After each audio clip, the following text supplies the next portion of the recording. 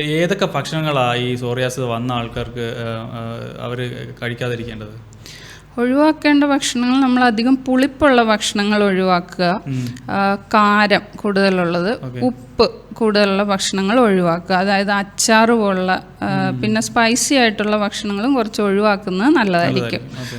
ഉപ്പിൽ ഞാൻ പറഞ്ഞപ്പം ഉപ്പ് നമുക്ക് പ്രധാനമായിട്ട് നമ്മൾ ഈ ഇന്ദുപ്പ് എന്ന് പറഞ്ഞിട്ടൊരു ഉപ്പ്, rock salt, Himalayan salt, pink salt എന്നൊക്കെ പറയില്ലേ, അത് കുറച്ചും കൂടെ സോറിയാസിസ് ഉള്ളവർ അത് ഉപയോഗിക്കുന്നത് കുറച്ചും കൂടെ നല്ലതായിരിക്കും. പ്രത്യേകിച്ച് ഇച്ചിങ് ഒക്കെ ഉള്ളവർക്ക് നോർമൽ സോൾട്ട് ഉപയോഗിച്ചിട്ടുണ്ടെങ്കിൽ അവരുടെ ചൊറിച്ചിലൊക്കെ കൂടും. അതേസമയം ഇന്ദുപ്പ് ഉപയോഗിക്കുകയാണെങ്കിൽ അവർക്ക് അങ്ങനെയുള്ള ഇഷ്യൂസ് കുറയുന്നതായിട്ട് കാണുന്നുണ്ട്.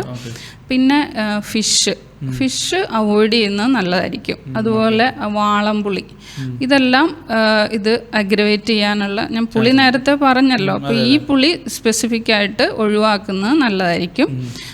പിന്നെ ജങ്ക് ഫുഡ്സും അതുപോലെ ഓയിലി ഫുഡ്സ്, അതുപോലെ ഡീപ്പ് ഫ്രൈ ആയിട്ടുള്ള ഫുഡ്സൊക്കെ, ഇതെല്ലാം കഫത്തെ കൂട്ടും. കഫത്തെ കൂട്ടുമ്പോൾ എന്ത് പറ്റും? സ്കെയിലിംഗ് കൂടാൻ തുടങ്ങും.